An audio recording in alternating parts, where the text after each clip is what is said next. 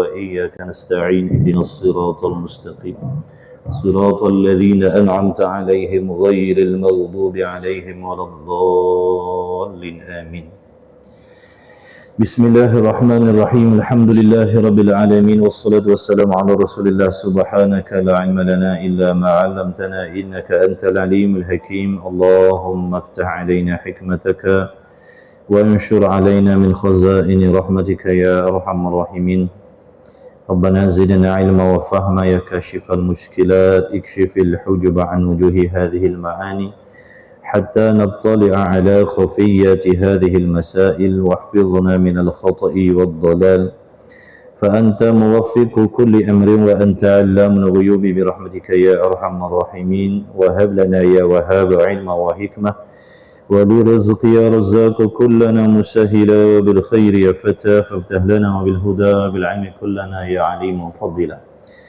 اللهم علمنا ما جهلنا وذكرنا ما نسينا. اللهم اجعل أعمالنا خالصة لوجهك الكريم. وصلى الله على سيدنا محمد وعلى آله وصحبه وبارك وسلم والحمد لله رب العالمين. أما بعد.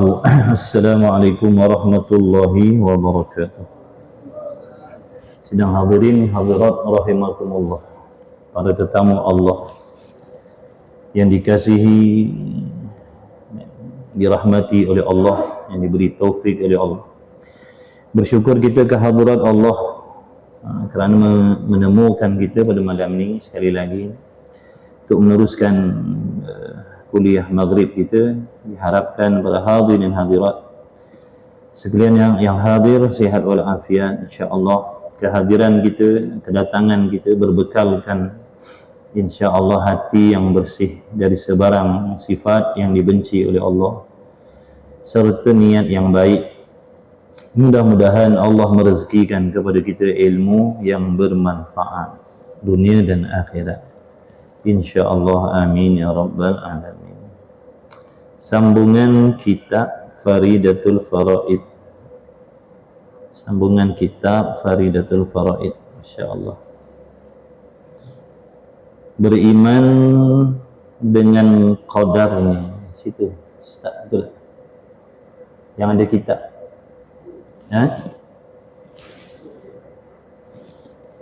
Beriman dengan hari kesudahan. Dah sudah.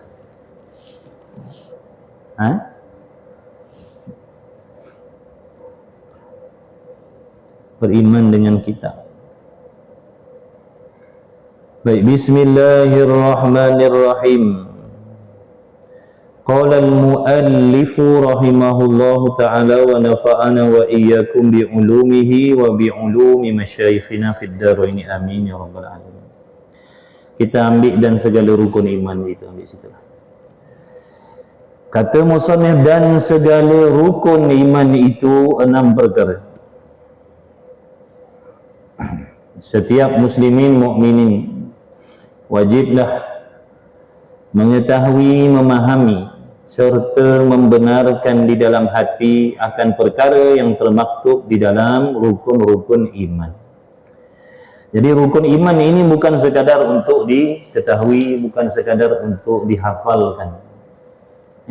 Bahkan wajiblah kita semua mengerti sungguh-sungguh, memahami sungguh-sungguh apakah yang dimaksudkan dengan rukun-rukun iman tersebut. Kerana wajib bagi diri kita muslimin muslimat, mukminin mukminat memelihara iman kita.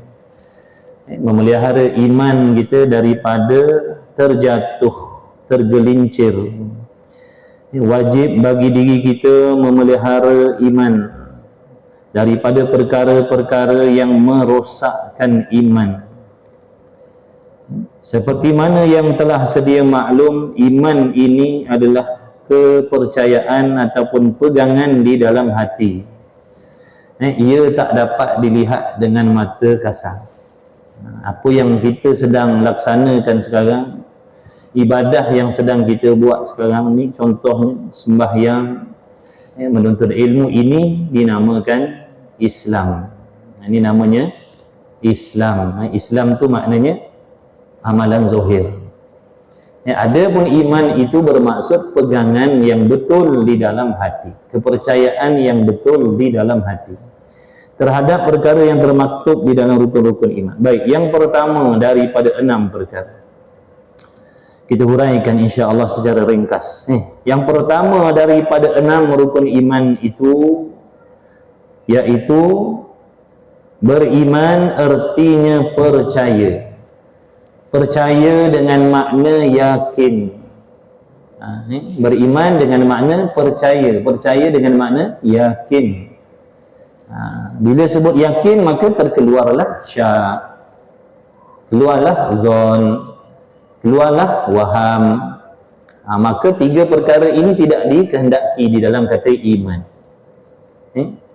Kepercayaan yang nak diletakkan kepada Allah dan perkara yang termaktub di dalam rukun iman ini satu saja, iaitu yakin 100%. Hati kita membenarkan, hati kita menyungguhkan. Adapun zon, syak, waham, ini tidak dipanggil beriman.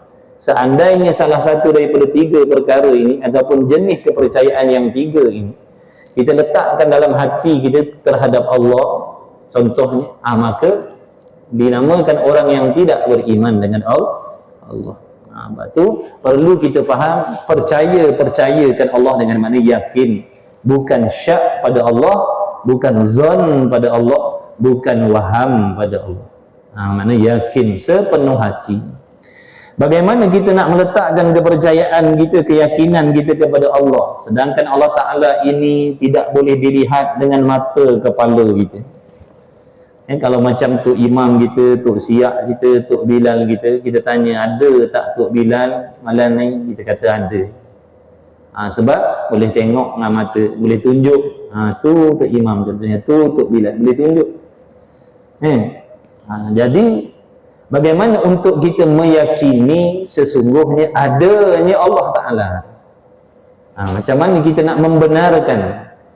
Bagaimana kita nak membenarkan adanya Allah, sedangkan Allah Ta'ala ini perkara yang tidak boleh dilihat dengan mata kepala seperti Tok Imam, Tok Bilal. Maka kata ulama, dengan sebab itulah pegangan dan kepercayaan di dalam hati kita terhadap Allah ni mestilah berpandukan ilmu, mesti ada dalil, mesti ada bukti. Kita kata adanya masjid, nampak dah dengan mata kepala kita. Adanya Allah, macam mana? Mana kita tahu Allah tu ada? Macam mana kita nak yakin Allah tu ada sedangkan Allah tu tak sama dengan masjid? Sebab itu perlu kita mengenal Allah Ta'ala. Ini belajar dalam ilmu tauhid, belajar dalam ilmu akidah. Maka di situ ulama dah siapkan dah bukti-bukti yang menunjukkan adanya Allah tu. Jadi kita semua kena belajar. Sebab tu belajar ilmu tauhid ni hukumnya wajib. Kita nak menghukumkan ada Allah, kita nak kata ada Allah tak semudah kita nak kata ada masjid. Kita nak kata aku yakin adanya masjid, itu mudah, boleh tengok dengan mata kita, boleh sentuh bangunan masjid. Tapi kita nak menghukum ada Allah bagaimana? Tidak semudah nak menghukum adanya masjid tadi. Dengan sebab itulah kita kena belajar. Belajar dalam kitab tauhid gini semua ada dah, tinggal kita nak mengaji je, A to Z semua ada dah, ulama ajar dah dalam ni. Mana bukti pegangan kita percaya adanya Allah, Allah tu kuasa, Allah tu melihat dan sebagainya. Semua ada dalam kitab-kitab tauhid. Kita cuma nak kena belajar dan fahamkan. Jadi nak beriman kepada Allah mestilah kenal Allah Ta'ala, mesti yakin. Nak mengenali Allah, nak meyakini adanya Allah, mestilah kita kena kenal Allah Ta'ala itu apa sifat-sifat Allah tu. Apa sifat Allah? Kalau kita tak tahu sifat Allah bagaimana? Macam mana kita nak mengaku yang Allah tu Tuhan sedangkan kita pun tak tahu sifatnya bagaimana? Di antara sifat Allah dengan sifat makhluk pun kita tak boleh nak bezakan macam mana. Yang kita bimbang, Apabila tidak boleh membezakan yang mana Allah, yang mana makhluk, kita takut nanti jatuh di dalam menyamakan Allah dengan sesuatu. Orang yang boleh membezakan Tuhan dengan makhluk ni dia ada ilmu. Sama macam kita boleh membezakan laki-laki dan perempuan, contoh manusia dan haiwan, kita boleh beza sebab kita ada ilmu pengetahuan. Sifat manusia begini, sifat haiwan begitu. Orang laki sifatnya begini, orang perempuan sifatnya begitu. Bila ada ilmu baru boleh beza. Kalau kita tak ada ilmu tentang laki-laki, tak ada ilmu pengetahuan tentang apa itu perempuan, macam mana kita nak bezakan laki dan perempuan? Jadi macam mana kita nak membezakan yang Tuhan dengan makhluk? Macam mana kita nak bezakan? Kalau kita tak ada ilmu, tak ada pengetahuan tentang Tuhan tu, bagaimana sifatnya, bagaimana zatnya yang selayak dengan dia tu, macam mana kita nak membezakan yang dia dengan makhluk dia? Baik, jadi wajiblah beriman ni, wajib yakin sepenuh-penuh hati bahawasanya adanya Allah Subhanahu wa taala. Dan yang kedua, maka barang siapa yang meragui kewujudan Allah, syak contohnya dalam hatinya ragu-ragu, ya ke Allah ni ada? Ada ke tidak Allah ni? Dalam hatinya demikian. Maka orang yang macam ni, orang yang tidak beriman dengan Allah. Ada ke tidak Tuhan? Lama minta doa tak kabul-kabul pun. Lama dah minta doa, dah 10 tahun dah tak nampak pun. Tak dapat pun. Ada ke tidak Allah Ta'ala ni? Rosaklah akidah ni, na'udzubillah. Yang keduanya beriman dengan malaikat ni. Jadi apabila apa faedah apabila seseorang itu meyakini adanya Allah? Apa faedah yang kita dapat? Kenapa disuruh kita ni beriman kepada Allah? Kenapa beriman kepada Allah ni hukumnya wajib? Baik laki baik perempuan. Maka faedah daripada pegangan dan kepercayaan dan keyakinan di dalam hati terhadap Allah inilah yang akan menjadikan seseorang itu menjadi hamba yang taat, patuh, setia kepada Allah zahir dan batinnya. Apa yang Allah suruh dia akan terima, dia akan buat, dia akan usaha. Apa yang Allah suruh tinggalkan, dia akan usaha tinggalkan. Itu faedah daripada keimanan seseorang kepada Allah. Dia tak berani nak melawan. Apa yang Allah suruh dia tak berani nak lawan. Semata-mata tunduk, patuh, terima. Sebab apa tu? Kenal Allah tu siapa. Kenal Allah tu siapa, bagaimana sifat Allah tu. Dia dah belajar, dia dah tahu, dia dah faham. Dan dia yakin. Sebab tu dia tak berani nak melawan, tak berani nak meletakkan sangkaan yang bukan-bukan pada Allah. Berbeza dengan orang yang hanya mengetahui nama Tuhan tu Allah. Dia hanya tahu Tuhan tu namanya Allah Ar-Rahman Ar-Rahim. Sedangkan sifat-sifat bagi Allah Ar-Rahman Ar-Rahim tadi dia tak tahu sifat dia bagaimana. Ini yang membuatkan ada di kalangan kita manusia yang berani mempertikaikan apa yang diperintah oleh Allah. Dia berani pertikai. Dia berani bersangka jahat dengan Allah walaupun dalam hati dia berani. Kenapa berani? Sebab tak kenal Allah. Dia tak kenal Allah tu bagaimana sifatnya. Sebab tu dia berani. Orang yang kenal Allah akan takut kepada Allah. Bila takut kepada Allah, dia akan taat kepada Allah. Jadilah dia hamba yang baik, zahir dan batin. Kemudian beriman dengan malaikatnya, yakni yakin dalam hati adanya malaikat Allah Ta'ala. Malaikat ni makhluk yang Allah jadikan daripada unsur cahaya, daripada nur. Banyak jumlah malaikat ni, tak terkira banyaknya. Tidak ada yang mengetahui berapa banyak, berapa ramai malaikat ni, melainkan Allah Subhanahu Wa Ta'ala sahaja yang maha mengetahui. Kenapa Allah Ta'ala saja yang mengetahui? Kerana dia yang menjadikan tiap-tiap satu malaikat tu. Sebanyak mana pasir-pasir di atas muka bumi ni, banyak lagi jumlah bilangan para malaikat ni. Walaupun malaikat ni tak boleh dilihat dengan mata kepala kita, namun wajib kita percaya dan yakin sungguh-sungguh adanya malaikat. Kenapa? Kerana berita cerita tentang malaikat ni dikhabarkan oleh Nabi kita Muhammad sallallahu alaihi wa alihi wasallam. Adakah Rasul bohong? Mustahil Rasul berbohong. Jadi cerita tentang malaikat ni dikhabarkan oleh Nabi SAW, disebutkan dalam Quran. Nabi pun bagi tahu. Maka kita wajiblah yakin, wajiblah percaya sungguh-sungguh adanya para malaikat. Nabi SAW bersabda contohnya, barang siapa yang berjalan kepada satu jalan dengan niatnya nak pergi belajar ilmu, dia berjalan satu jalan je, daripada rumah nak ke sini satu jalan dia ikut.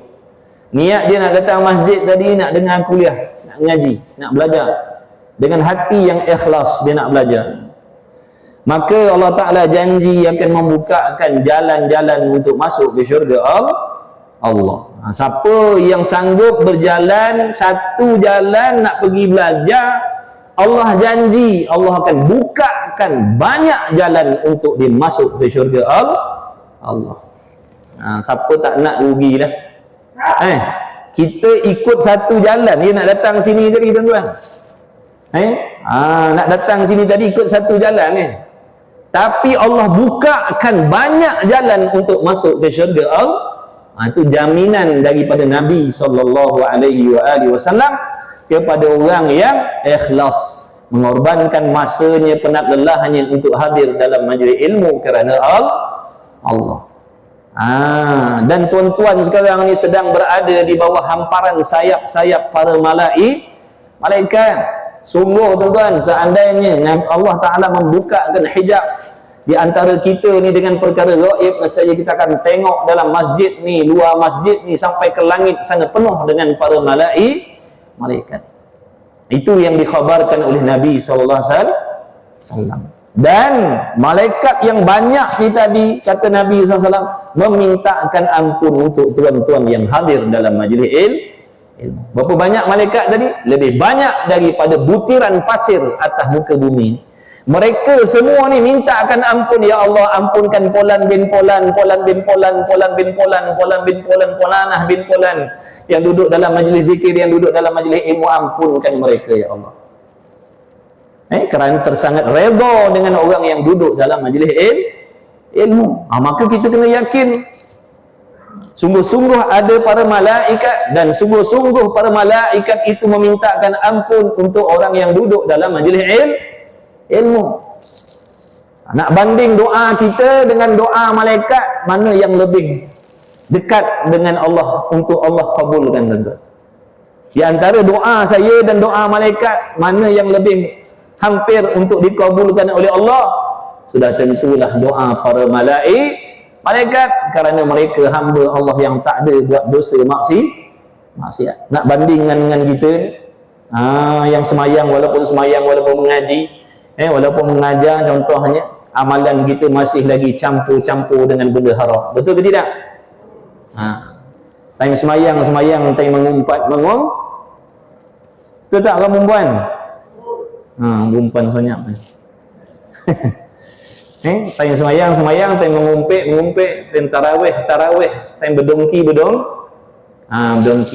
Tu amalan kita ni campur-campur. Jadi tak selamat lagi sebenarnya. Jangan campur-campur. Ibadat ni bukan ABC. Ibadat ni bukan rojak. Ibadat ni suatu perkara yang sangat mulia yang diperintahkan oleh Allah. Lepas tu Allah suruh buat segala yang disuruh zahir dan batin, meninggalkan segala yang dilarang zahir dan batin. Cuba kita tengok diri kita masing-masing. Saya tengok diri saya, tuan-tuan perempuan tengok diri tuan-tuan perempuan. Selama ni amalan kita macam mana? Campur tak dengan benda haram? Saya jawab dulu, amalan saya campur dengan benda haram. Kalau tak maksiat anggota, maksiat hati. Jadi amalan kita ni macam ni tuan-tuan, tak ada jaminan lagi tuan-tuan. Jadi janganlah kita nak berasa aman. Jangan kita ni nak berasa aman, nak berasa selamat dah, nak berasa soleh dah, nak berasa solehah dah. Jangan. Kerana sifat aman di antara sifat yang mazmumah dalam hati, sifat yang dibenci oleh Allah dalam hati, iaitu mana? Berasa aman daripada kemurkaan Allah Subhanahu wa ta'ala. Kita berasa kita tidak dimurkai oleh Allah. Mentang-mentang kita sembahyang, mentang-mentang kita ngaji, kita konon-kononnya berasa aman daripada kemurkaan Allah, sedangkan amalan kita masih lagi bercampur-campur. Berasa aman ni. Baik. Jadi malaikat, Nabi kata orang yang duduk dalam majlis ilmu, malaikat tolong mintakan ampun kepada Allah. Bukan sahaja malaikat, ada lagi makhluk lain yang turut memintakan ampun untuk orang yang hadir majlis ilmu. Siapa dia? Segala makhluk di dalam 7 petala langit dan bumi. Masuklah segala haiwan, tumbuh-tumbuhan, burung-burung, ikan-ikan, haiwan yang melata di muka bumi ini semua memintakan istighfar untuk orang yang ikhlas duduk di dalam majlis ilmu. Betul tak tuan-tuan? Kalau kita pergi majlis raja-raja, ada tak tawaran macam tu?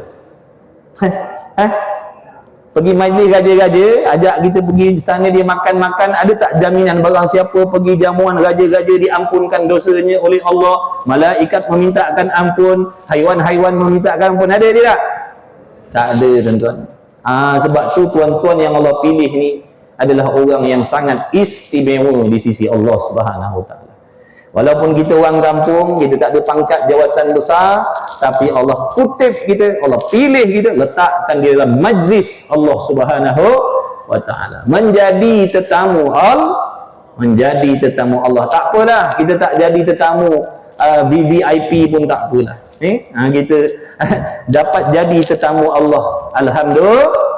Alhamdulillah. Allah hidangkan. Kalau dalam majlis raja-raja tadi dihidangkan dengan makanan, minuman yang sedap-sedap. Tapi orang yang duduk dalam majlis Allah dihidangkan dengan nikmat yang tak boleh dibeli dengan wang ringgit, tuan-tuan.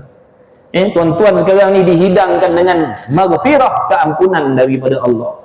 Dihidangkan dengan rahmat, dihidangkan dengan redha Allah Subhanahu. Diberi ilmu yang bermanfaat, diberi petunjuk oleh Allah. Ini semua benda tak boleh beli, tuan-tuan. Sekaya apa pun tuan-tuan atas dunia ni, tuan-tuan tak boleh beli yang namanya rahmat, yang namanya redha Allah, yang namanya keampunan Allah, yang namanya petunjuk daripada Allah. Tuan-tuan perempuan tak boleh beli, tuan-tuan.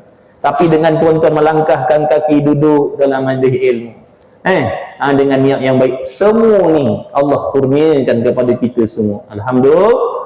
Alhamdulillah. Mudah-mudahan nikmat belajar ni kekal dalam hidup kita sampailah nyawa kita diambil oleh Allah. Amin ya Rabb. Amin ya Rabbal Alamin. Jadi beriman adanya malaikat. Jadi orang yang yakin dengan hadis tadi tu, faedah daripada tu, dia akan jadi seronok nak buat ibadat. Sebab memang dia yakin, kalau aku pergi majlis ilmu, tak kisahlah pergi belajar, walaupun ngaji Iqra sekalipun, itulah kelebihan yang aku pasti akan dapat. Ini akan menjadi pemangkin dalam hidupnya untuk mendekatkan diri kepada Allah. Itu faedah daripada kepercayaan tadi tu. Faedah daripada kepercayaan tadi. Kemudian yang ketiganya, beriman dengan segala kitabnya. Dah maklum hari tu, beriman dengan kitab ni dengan makna apa? Kita yakin adanya kitab-kitab yang tertentu diturunkan oleh Allah kepada rasul-rasul yang tertentu, dan jaga-jaga yang ni, dan meyakini, menerima, mempercayai, mempersetujui segala perkara di dalam Al-Quran, segala hukum hakam di dalam Al-Quran, segala berita cerita di dalam Al-Quran.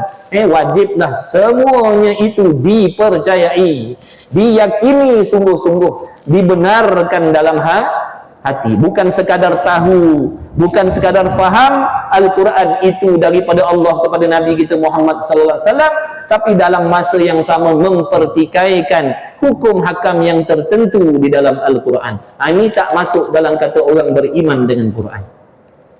Jadi ada dulu, beriman dengan Quran, beriman dengan kitab.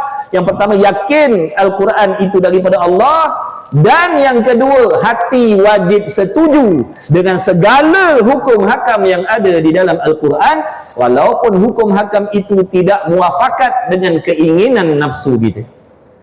Itu namanya beriman dengan kitab-kitab. Jadi orang yang hanya tahu Al-Quran itu daripada Allah, diturunkan kepada Nabi kita Muhammad sallallahu alaihi wasallam, sedangkan hatinya berbelah bagi untuk mempercayai perkara yang ada di dalam Al-Quran, sesungguhnya mereka tidak beriman dengan kitab Allah. Walaupun sembahyang 5 waktu tak tinggal. Jaga baik-baik.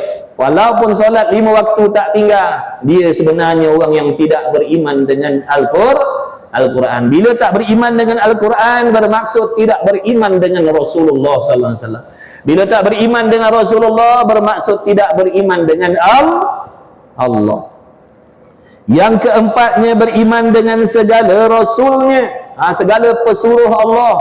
Rasul-Rasul ni, mereka-mereka yang Allah pilih di kalangan para Nabi alaihi wassalatu wassalam, yang mana Allah Ta'ala mewahyukan amanah-amanah yang tertentu kepada mereka untuk diamalkan serta disebarkan kepada orang lain. Itu Rasul. Adapun Nabi, Allah Ta'ala mewahyukan hukum hakam yang tertentu, amalan yang tertentu untuk amalan mereka sendiri, dan tidak disuruh menyebarkan, mengajar kepada orang lain. Itu Nabi.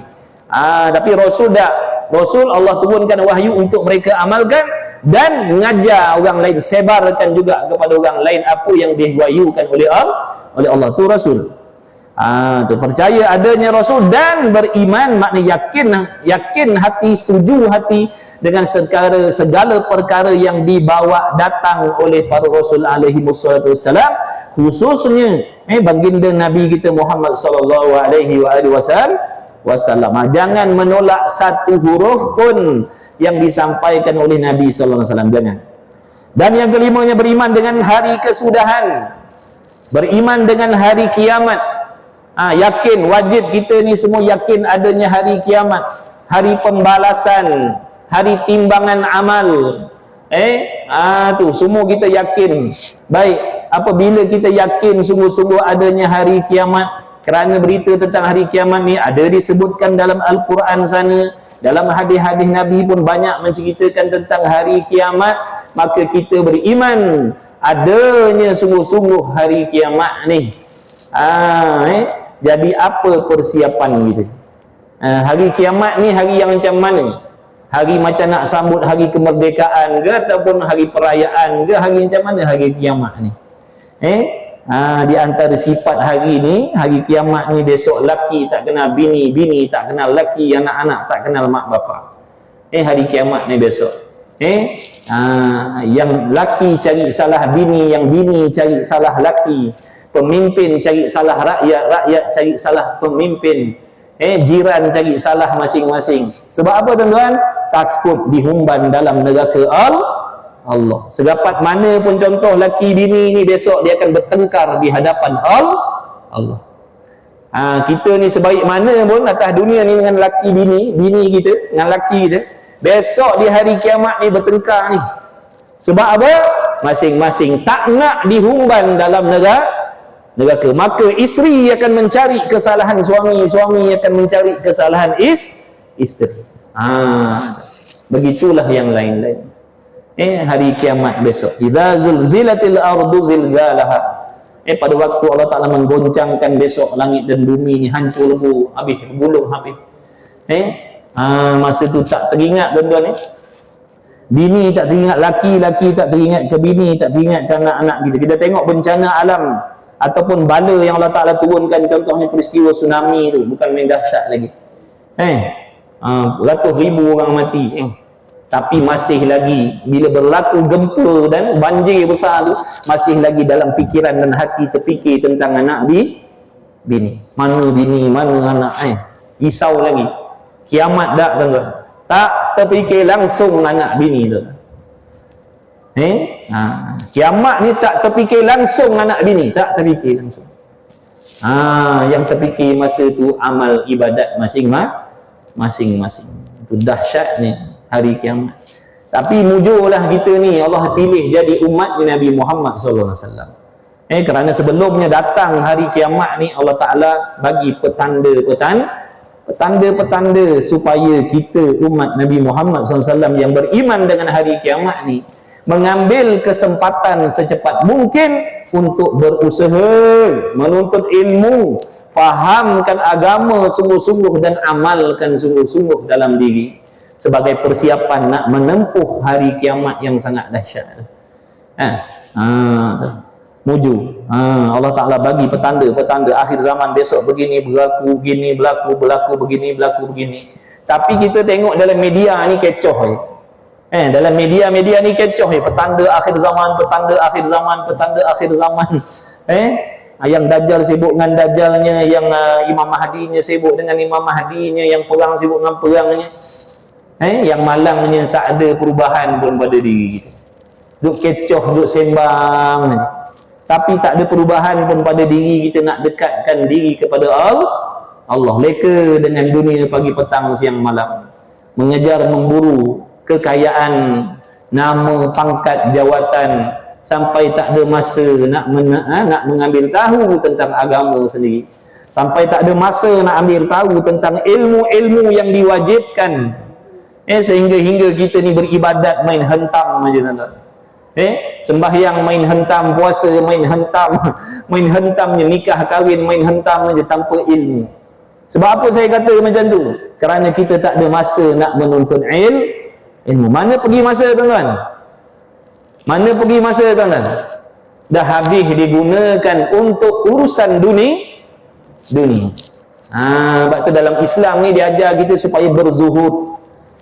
Zuhud dengan dunia. Maknanya benda-benda dunia yang tak ada hubung kait dengan ibadat tinggalkan. Urusan-urusan dunia, urusan-urusan perniagaan, yang tak ada hubung kait dengan ibadat, nak tolong kita ibadat, tinggalkan.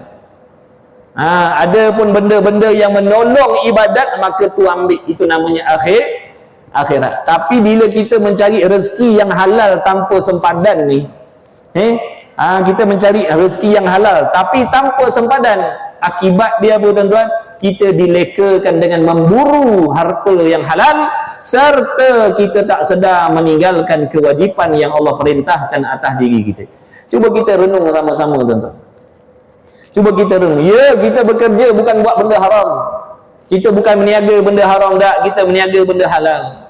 Tapi oleh kerana kita ni mencari rezeki, niat kita mencari rezeki yang halal tadi bukan untuk ibadat, tapi untuk nak berseronok, nak bermewah-mewah dengan harta kekayaan yang halal, maka kita tak sedar kita dilekakan, sehingga kita tak ada masa untuk hadir majlis ilmu yang diwajibkan oleh Allah.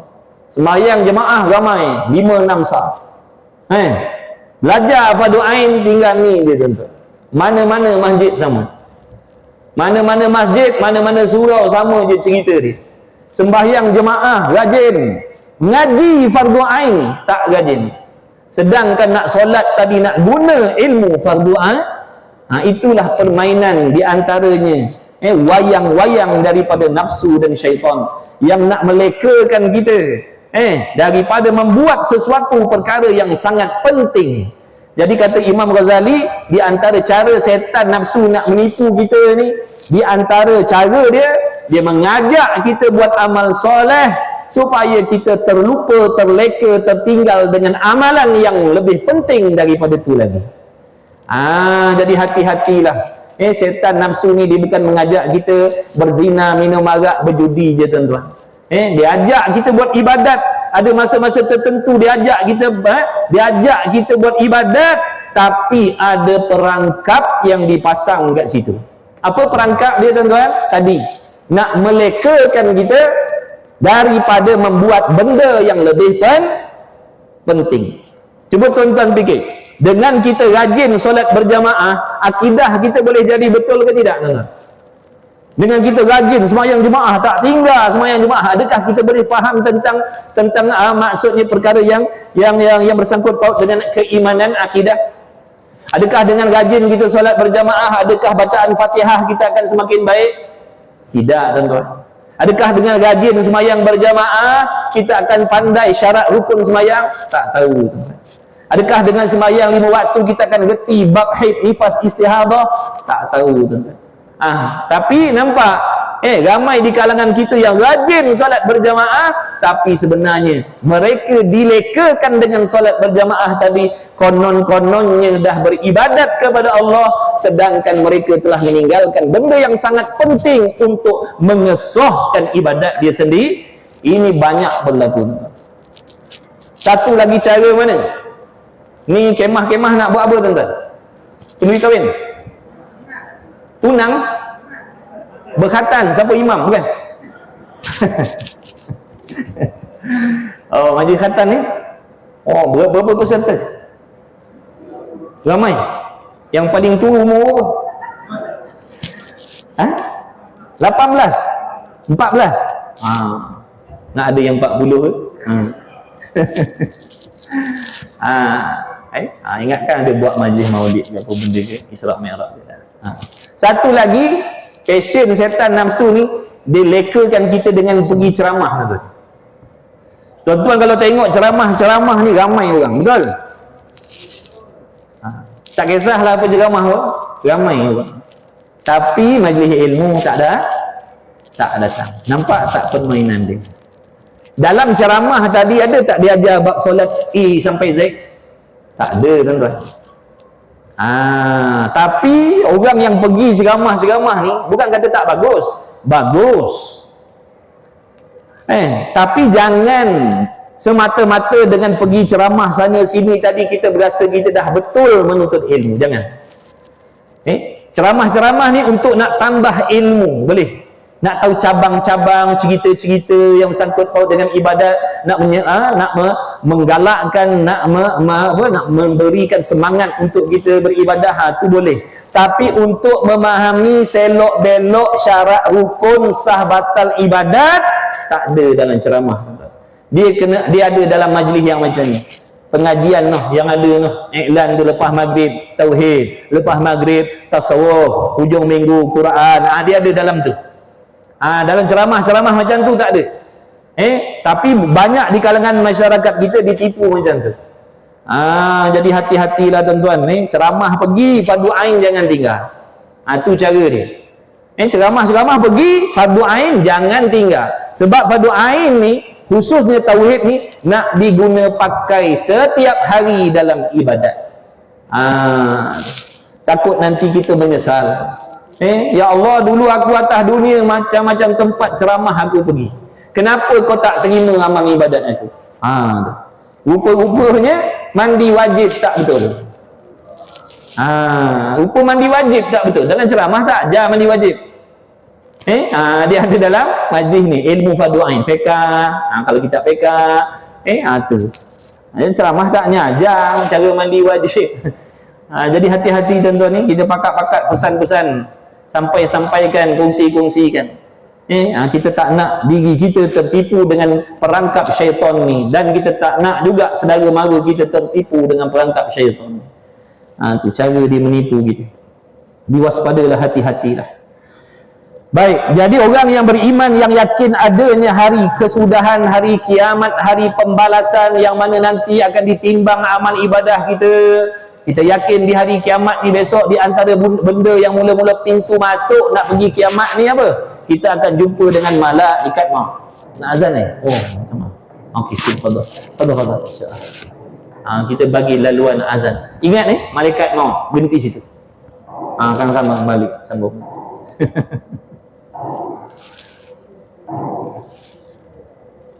Alhamdulillah.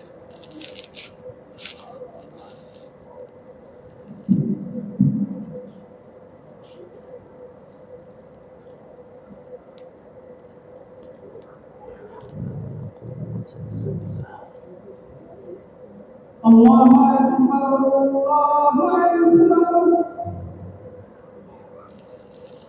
Allahu Akbar,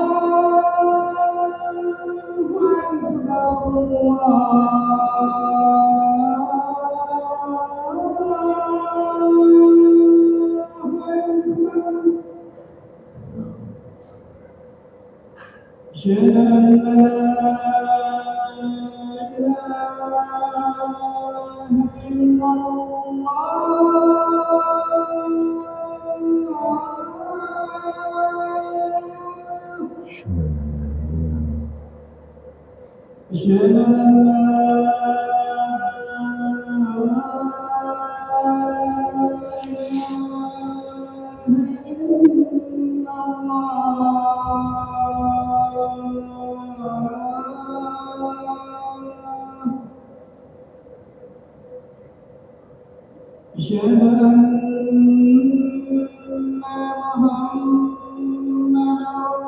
رسول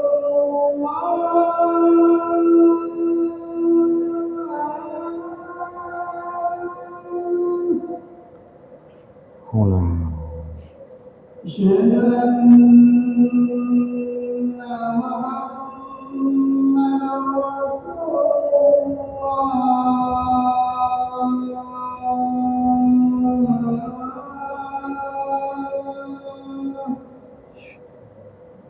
الله حي على الصلاة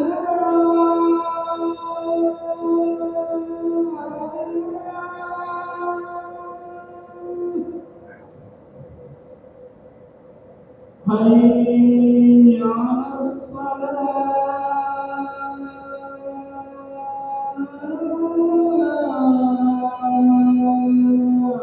حي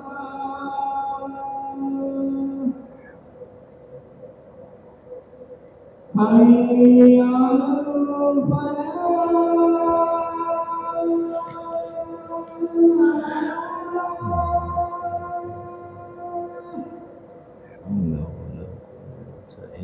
حي على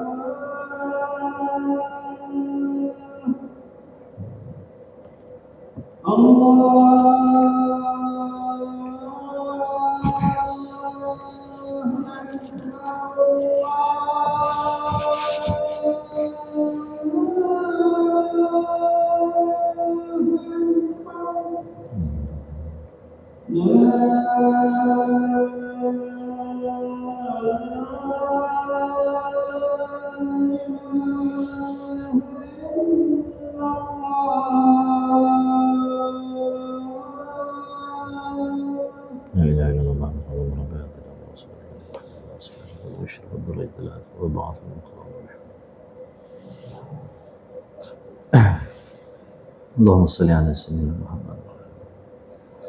Baik, beriman dengan hari yang kesudahan. Jadi bila kita yakin adanya hari kesudahan, maka apa persiapan kita?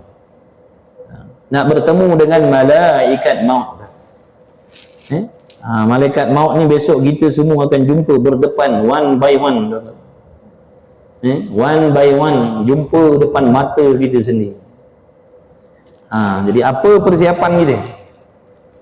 Nak bertemu dengan malaikat yang sangat garang, sangat bengis, tidak ada perasaan kasih dalam hati dia tadi. Tak ada sifat belas kasihan. Suaranya seperti dentuman petir. Matanya bersinar bercahaya macam seperti pancaran kilat. Keluar daripada mata, mulutnya api dan asap. Yang jumpa tu kita je. Walaupun kita duduk atas pangku laki kita, duduk atas pangku bini kita, yang nampak, yang bertemu dengan malaikat maut ni kita. Apa persiapan kita? Demikianlah yang disebutkan dalam hadis sana. Rupa paras malaikat maut yang nak cabut nyawa orang fasik. Orang fasik ni makna orang banyak buat dosa maksiat dah. Macam kita time semayang, time dedah aurat, time jadi batu api, time tahajud, masuk musim haji, pergi haji. Ada duit lebih sikit, pergi umrah, balik umrah mengumpat pula. Tu amalan kita. Tak selamat kita tuan-tuan. Apa persiapan kita? Tapi kalau orang soleh, orang soleha, maka malaikat maut tadi akan datang dengan rupa yang baik, yang menyenangkan, yang menggembirakan. Jadi apa persiapan kita? Yang suami, sebagai suami, adakah kita dah buat persiapan nak bertemu dengan malaikat maut ni? Suami, adakah kita dah bagi nafkah yang Allah tuntutkan atas diri kita? Selain daripada apa? Nafkah yang bangsa duniawiyah, tempat tinggal, pakaian, makan, minum, belanja yang sepatutnya. Adakah kita dah mendidik, dah mengajar dengan sendiri anak-anak bini kita dengan ilmu agama fardu ain? Sebab itu kewajipan kita lah. Ustaz, ustazah tak wajib ajar anak bini kita. Kita yang wajib mengajar anak bini kita. Kita dah buat belum? Kalau kita je pergi masjid, kita je pandai agama, kita je rajin semayang, anak bini kita tonggang terbalik, tak tahu halal haram, akidahnya entah ke mana, penyakit hatinya tak tahu nak rawat bagaimana, siap kita besok. Kita akan dihumban oleh Allah dalam neraka besok. Kerana apa? Segala amal kebajikan kita dibahagikan kepada anak bini kita. Jadi hati-hatilah kita, para suami. Belum lewat lagi. Kalau kita tak boleh ngajar, suruh bini kita ngaji. Mak oi, pergi surau, pergi masjid malam ni ada kelas fardu ain tu, pergi ngaji. Saya tak pandai nak ajar awak, pergi. Saya dah belikan kereta, dah pandai bawa kereta, pergi ngaji. Dia tak nak pergi, derhaka pada suami. Pergi ngaji. Ataupun carikan guru untuk anak bini kita. Tu persiapan lah tu. Jangan ingat kita dah bagi rumah, dah bagi duit, dah bagi kereta, dah bagi pakaian, kita dah jalankan tanggungjawab. Belum lagi. Kita masih lagi belum masuk dalam kata suami yang adil lagi. Kita suami yang zalim. Suami yang zalim. Sebab apa zalim? Kita hanya melepaskan tanggungjawab dunia dia sahaja. Ada pun persiapan mati dia kita tak bagi. Bukan kita suami, dia nak semayang betul, akidah betul, bini kita pun semayang dia mesti betul, akidahnya mesti betul. Bukan kita je nak kena tahu penyakit hati, apa yang haram dalam hati wajib dia buat, bini kita pun tahu, kena tahu juga. Jadi kita fikir-fikir, renung-renung. Sebab tu orang yang rajin datang belajar ni adalah orang yang sedang membuat persiapan mati. Orang suka duduk dalam majlis ilmu adalah orang yang sedang berusaha membuat persiapan mati. Itu hari kesudahan. Kemudian nanti di padang mahsyar kita akan ditimbang amal, tuan-tuan. Apa yang nak ditimbangkan kalau macam kita ni, tuan-tuan? Buat habis, buat habis, tuan-tuan. Buat habis. Akhirnya mati dalam keadaan tak ada kebajikan pun. Cuma kita perasan hebat je sebab kita ni banyak buat ibadat. Sebab tu kata Imam Ghazali, tipu daya kita orang awam ni, kita akan seronok buat amal soleh, tapi kita terlupa dosa yang kita buat. Kita seronok banyakkan semayang, jaga semayang jemaah, qiyamul lail, puasa sunat, sedekah subuh. Makna suka buat, bagus lah. Wakaf sini, wakaf sana, zakat sini, zakat sana, bagus. Tapi kita tak peduli dengan dosa yang kita buat. Kita tak peduli dengan maksiat hati yang ada pada diri kita. Konon-kononnya amalan yang kita buat tadi akan mengkandus dosa-dosa kita. Tuan-tuan. Sebaliknya dosa-dosa tu yang akan mengkandus pahala-pahala yang kita buat. Nabi bagi tahu kepada kita contohnya penyakit dengki dalam hati. Nabi kata apa? Ibaratnya seperti api memakan kayu kering. Orang yang berdengki, orang yang tak suka nikmat Allah duduk pada orang lain, sehingga dalam hatinya berangan-angan supaya nikmat itu diambil kembali oleh Allah. Ini namanya penyakit hasad dengki. Bila ada dalam diri kita penyakit dengki ni, dia memakan segala pahala amal kebajikan yang kita dah buat. Tak peduli haji tak haji, umrah tak umrah. Ni yang saya cakap tadi, buat habis, buat habis, buat habis. Tapi kita perasan konon-konon kita ni banyak dah kebajikan. Nampak tak tu? Penyakit hati ni dia punya penangan, dia dengan celaka yang dia bawa ni, penyakit hati kita ni, dia punya celaka yang dia bawa ni lebih besar daripada celaka yang kita buat dengan maksiat anggota lagi. Ni maksiat hati. Ada kala dengan sebab maksiat hati ni dia jadi murtad, jadi kufur dengan Allah macam-macam. Jadi jangan kita tertipu. Jadi kita tak nak masuk dalam golongan orang yang buat amal habis, buat amal habis, buat amal habis. Bila datang ajal, tangan kosong, balik muflis. Tak ada kebajikan. Sebab apa tak ada kebajikan? Di dunia lagi dah dibinasakan oleh Allah. Jadi kita kena faham, sebab tu kita kena mengaji, kena ngaji, kena dengar. Yang dikatakan ibadat yang nak menyelamatkan kita di hari kiamat ni, ibadat yang macam mana? Bukan ibadat somborono, bukan ibadat yang main hentam ikut nafsu, bukan. Ibadat ni mesti ada pengetahuan. Itu di antara benda yang kita yang ibadat ni, yang nak buat persiapan mati, baik laki baik perempuan, kita kena tahu. Selagi kita tak cuci hati kita ni daripada penyakit hasad, dengki, mengumpat, jangan harap ada kebajikan yang kita akan bawa balik akhirat nanti. Tolong ingat kita sama-sama. Sembahyanglah tahajud sampai lebam lekuk dahi kita sembahyang malam. Puasalah setiap hari sampai kuah kering pun. Pergilah haji setiap tahun pun. Pergilah umrah setiap bulan pun. Selagi dalam ni kita tak bersihkan daripada penyakit tadi tu, dengki, ujub, lidah suka mengumpat, jangan harap ada kebajikan yang kita akan buat balik. Jadi kita kena tahu. Kita kena sayang, tuan-tuan. Kita ni kena ada ilmu nak buat ibadat, ilmu dalam waktu ibadat tu dibuat, ilmu selepas ibadat tu kita buat. Ibarat ni macam orang bercucuk tanam lah, berkebun, tuan-tuan. Kita ni kena ada ilmu tanah yang macam mana nak buat kebun, benih yang macam mana, nak siam banyak berapa kali, besok dah keluar buah nak jaga macam mana pula, sampai hasil itu kita boleh dapat, kita boleh makan, kita boleh nikmati, ataupun kita boleh jual hasil. Itu orang pandai berkebun. Dia ada ilmu nak berkebun, dan dia ada ilmu cara nak jaga hasil dia supaya dia dapat ambil manfaat. Tu. Kita ni ibaratnya kita ni pandai berkebun tapi tak pandai jaga perhasilan.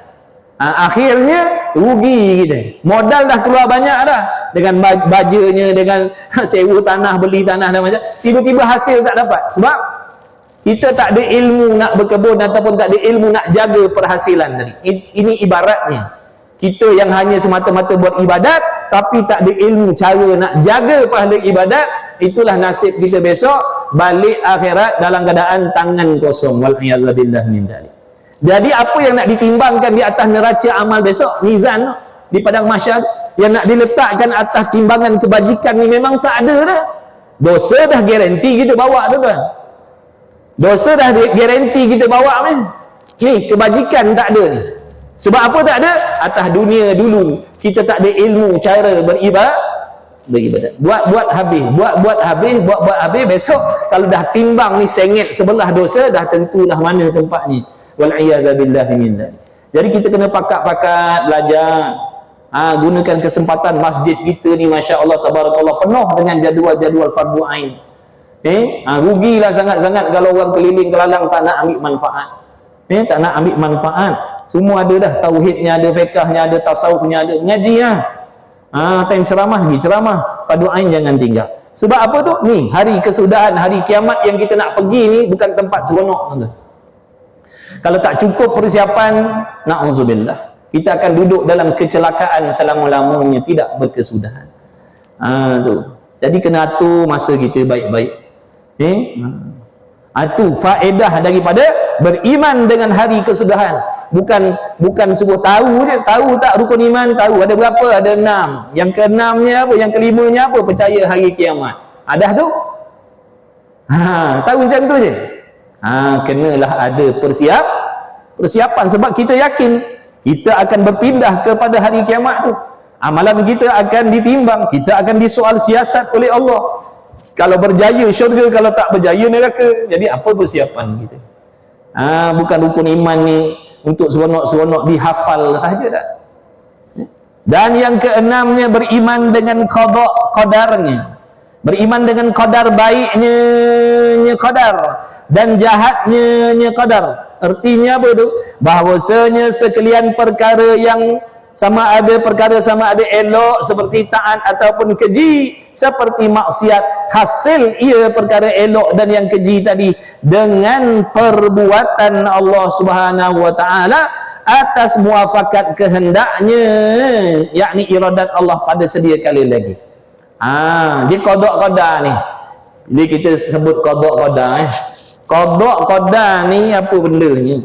Kita yakin, kita percaya dalam hati sungguh-sungguh tidak berlaku sesuatu perkara yang baik, yang sebaliknya taat, maksiat, iman, kufur, perbuatan yang disengajakan, perbuatan yang tidak disengajakan, yang dah lepas, yang sedang berlaku dan yang lagi akan datang. Semua benda ini jadi dengan kehendak Allah. Itu akidah kita ahli sunnah wal jamaah.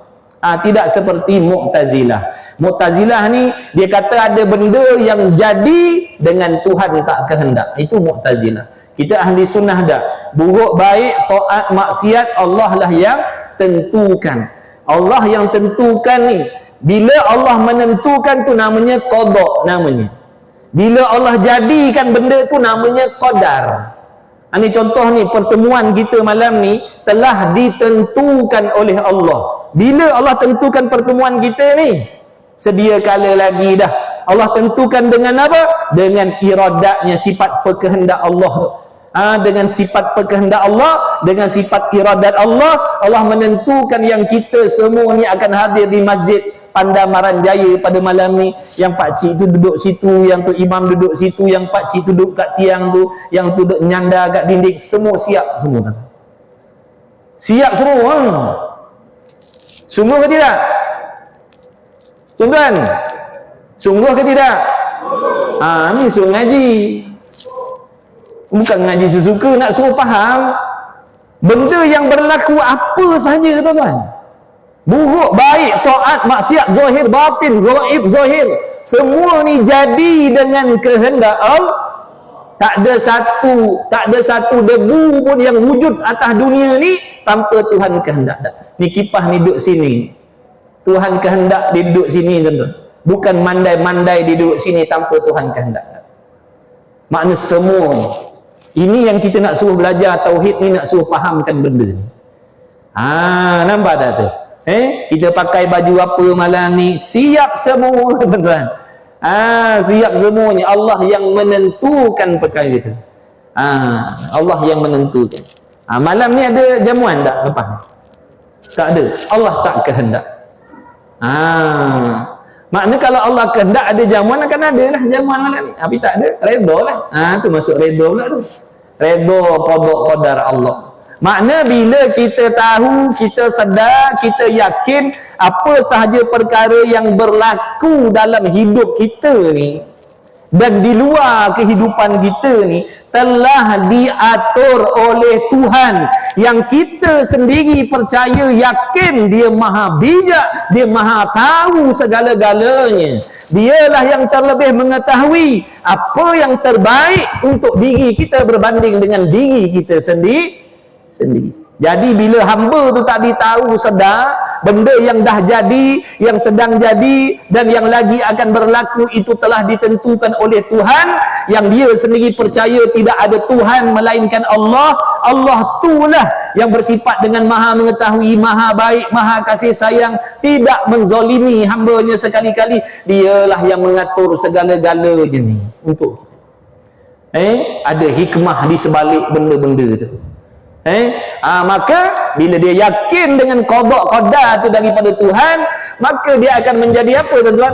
Hamba yang senantiasa sabar dan redha dengan apa sahaja yang dia terima daripada Allah. Dia takkan komplain, dia takkan bersangka jahat dengan Allah. Walaupun dia diuji dengan benda yang berat-berat, dia tetap yakin Allah sedang membuat kebaikan pada diri dia.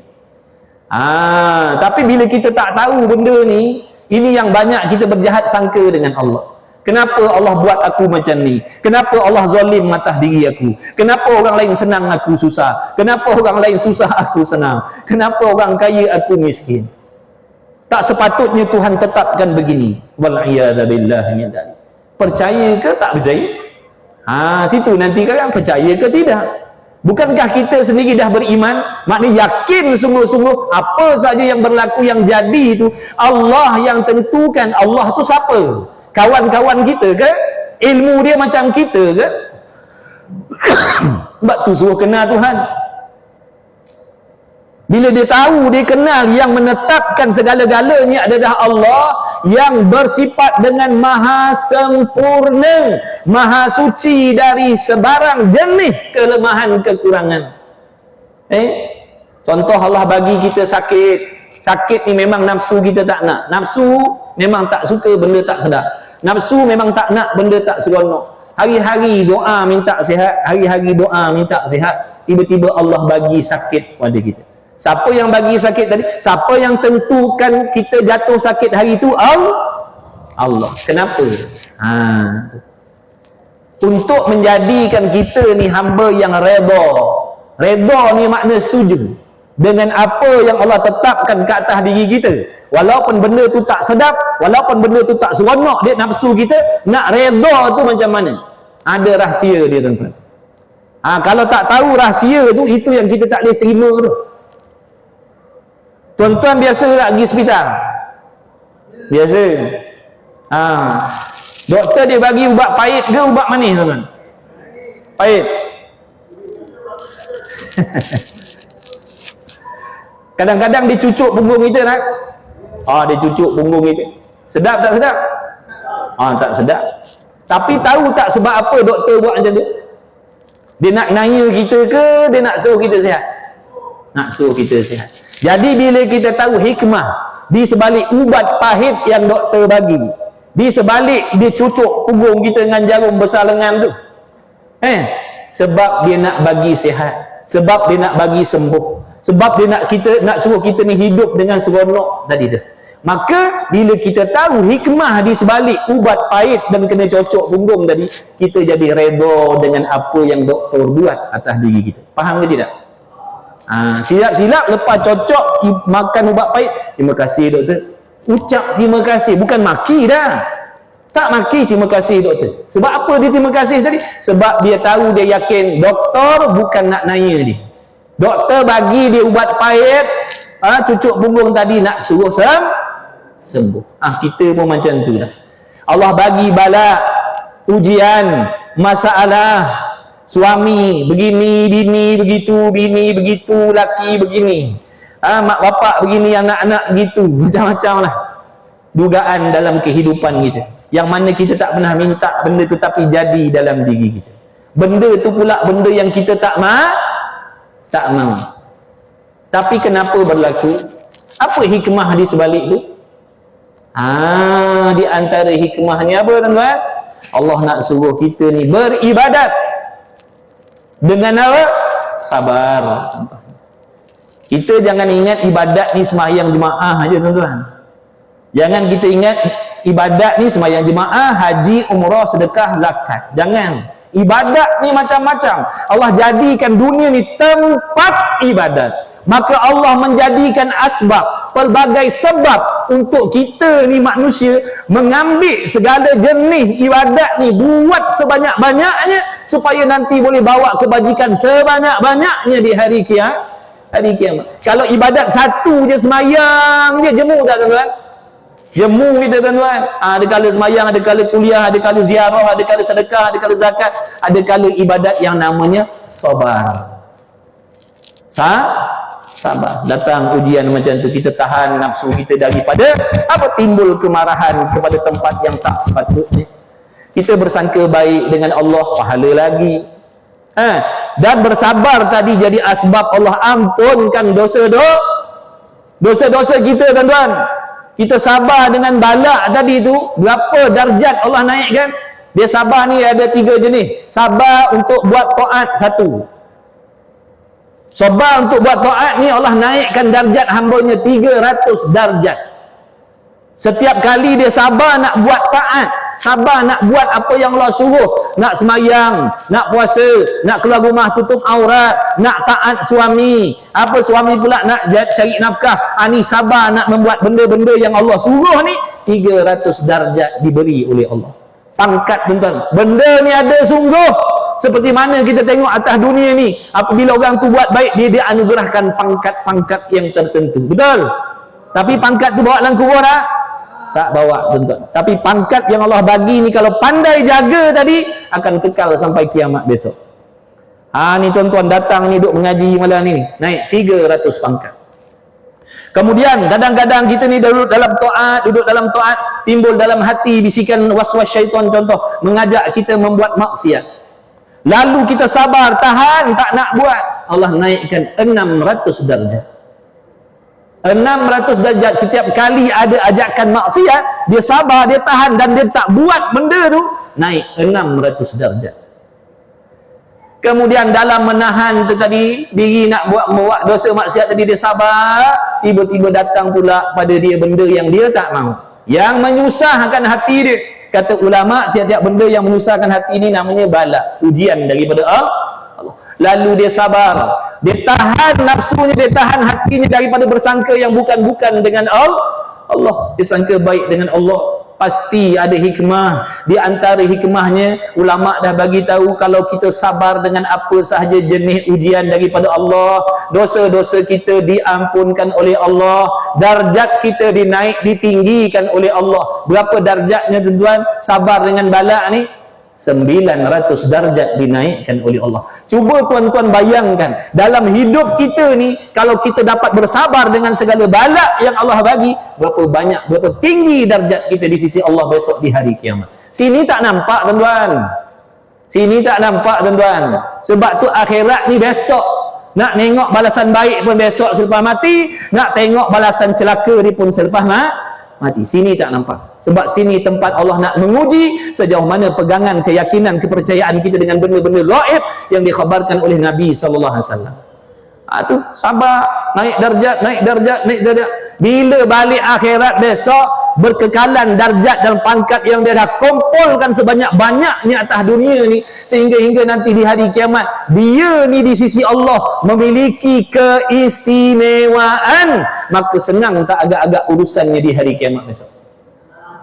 Macam atas dunia ni lah tuan-tuan, orang pangkat tinggi urusan dunianya senang, betul tidak? Sain aja 15 juta masuk. Kita nak kena sodok batang getah, nak kena nyangkut, itu pun belum tentu lagi. Tapi orang yang ada pangkat atas dunia mudah.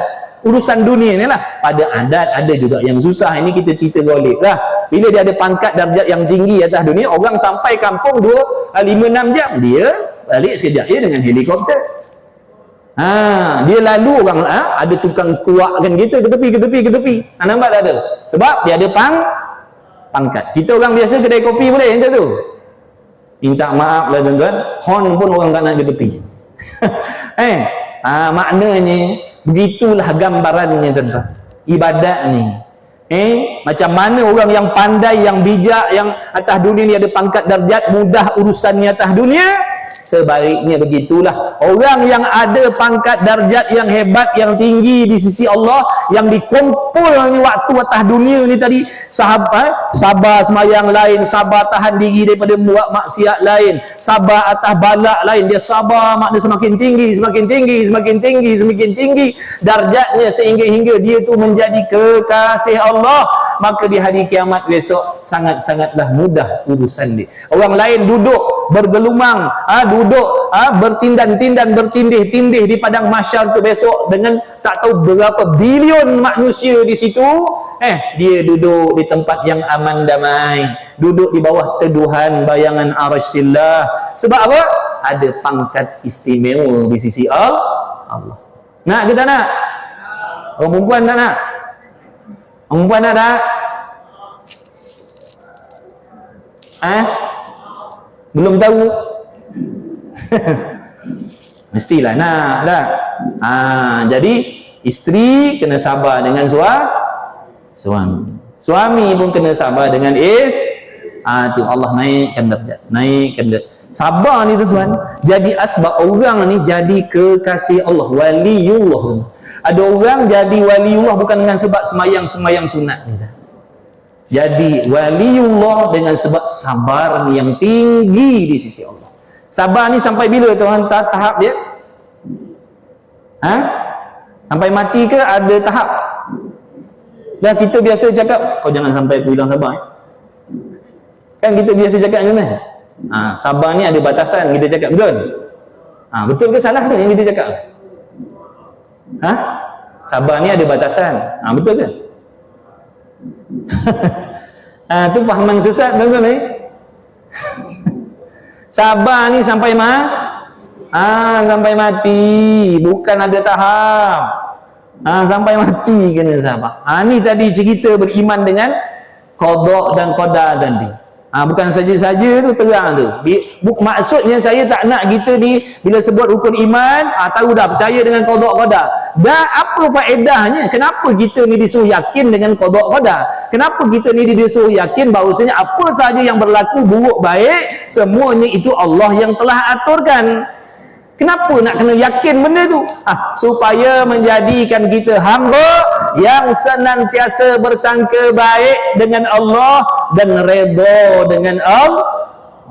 Bila sangka baik dengan Allah, redha dengan Allah, maka dosa-dosa kita diampunkan oleh Allah, darjat kita dinaikkan oleh Allah. Nanti di hari kiamat, orang meniti titian sirat tu berpuluh-ribu tahun, tuan-tuan sampai ke pintu syurga tak sampai berapa-berapa minit sampai dah. Itu semua kembali kepada pangkatnya di sisi Allah besok. Ada yang nak menghabiskan titian sirat ni tuan-tuan 25,000 tahun tuan-tuan. Yang di bawahnya tu ada api neraka, 25,000 tahun nak menghabiskan tu. Tapi ada yang sampai di pintu syurga tak sampai beberapa minit sampai. Kenapa? Kedudukannya di sisi Allah. Mana dia dapat kedudukan tu tadi? Sinilah tempatnya tuan-tuan. Sinilah tempatnya di dunia. Sini tempat nak menentukan siapa kita di padang mahsyar, siapa kita di hari kebangkitan. Sinilah tempat ni nak menentukan. Maka jangan sia-siakan saki baki umur kita yang tinggal. Gunakan sebaik-baik, atur masa kita, sekian waktu cari nafkah, sekian waktu cari rezeki. Ini waktu aku menuntut ilmu supaya aku reti, aku tahu, aku faham sah batal syarat rukun ibadat, dan aku tahu macam mana cara nak jaga ibadat. Mudah-mudahan nanti apa yang aku kerjakan atas dunia ni, buat yang disuruh oleh Allah, meninggalkan yang dilarang oleh Allah, dapat aku bawa balik sebagai bekal akhirat. Aturkan. Islam bukan larang kita cari harta tuan-tuan. Islam nak suruh kita aturkan supaya jangan rugikan masa kita atas dunia ni. Jangan, sebab masa ni sekarang lagi dah tuan-tuan ni, klik dah bulan 3, klik dah nak puasa balik dah. Tu. Jadi gunakanlah kesempatan. Tak ada lagi istilah terlambat terlewat tuan-tuan. Belum lagi. Tapi jangan buat lambat-lambat, jangan buat lewat. Aturkan balik jadual waktu kita tu. Aturkan balik, ni waktu cari rezeki, ni waktu aku ke masjid, ke surau belajar fardu ain. Walaupun umur kita dah 60, walaupun umur kita dah 50, fardu ain kalau tak lepas lagi, wajib belajar. Bukan bermaksud umur kita dah 50-60 tahun, bila kita nak buat amal ibadat, kita terus ambil yang fardu kifayah, tinggalkan yang fardu ain. Bukan begitu tuan-tuan. Tetap kena belajar fardu ain juga. Betul kan? Sebab dalam ilmu fardu ain ni tuan-tuan, dia nak menyebutkan benda-benda penting untuk meluluskan amalan kita. Sebab tu kalau kita tinggalkan fardu ain ni, beribadatlah tonggang terbalik pun takkan diterima oleh Allah. Habis dah. Masa pun dah habis dah. Habis dah. Habis dah. Habis dah. Perut bunyi-bunyi dah ni. Perut dah bunyi. Bahawasanya sekalian perkara sama ada elok seperti taat ataupun keji, itu semuanya seperti maksiat, hasil ia dengan perbuatan Allah dan muafakat dengan kehendaknya pada sedia kala lagi. Tak ada satu pun benda yang berlaku dalam keadaan Tuhan tak kehendak, Tuhan tak tentukan benda itu, tapi jadi juga. Mustahil. Itu bukan akidah kita. Itu bukan akidah kita. Akidah kita buruk, baik, taat, maksiat, iman, kufur, semuanya itu telah diatur oleh Allah, yang mana sebalik itu ada hikmah-hikmah yang tertentu. Tapi kata ulama, walaupun kita dah yakin apa benda sahaja itu daripada Allah yang kehendak, tapi ada tempat-tempat yang tertentu haram kita jadikan sebagai hujah untuk memudahkan kita melakukan dosa dan maksiat. Contohnya, maksiat belum buat lagi, tapi sekarang saya dah cakap, kalau malam nanti Allah, kalau sedia kala lagi Allah dah tentukan saya malam ni pergi mencuri, maka malam sekarang saya akan pergi mencuri. Haram cakap demikian walaupun pada hakikatnya betul. Kerana apa? Kerana perkataan yang macam tu adalah merupakan perkataan untuk nak memudahkan kita ni membuat dosa dan maksiat. Sebelum buat lagi dah cakap dah, kalau Allah takdirkan malam ni aku mencuri, aku akan pergi. Tu tak boleh cakap begitu. Dan ada tempat pula boleh cakap begitu. Contohnya nak mencegah diri kita daripada dicela oleh orang. Contohnya kita dah berhijrah, kita dah berubah, kita dah tinggalkan dosa-dosa maksiat kita.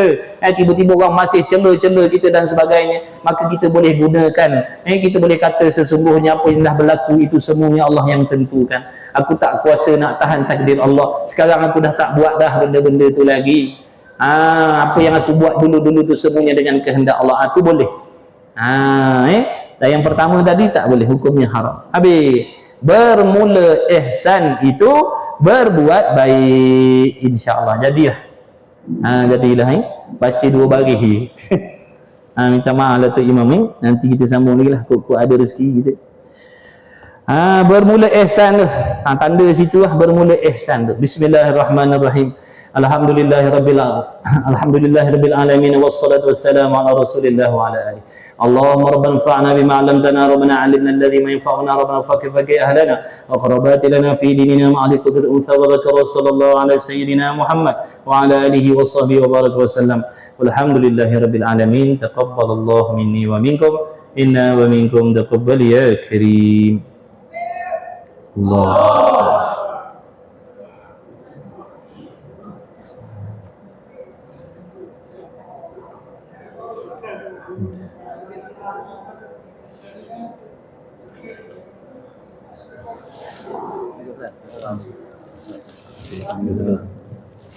Jazakallah khairan.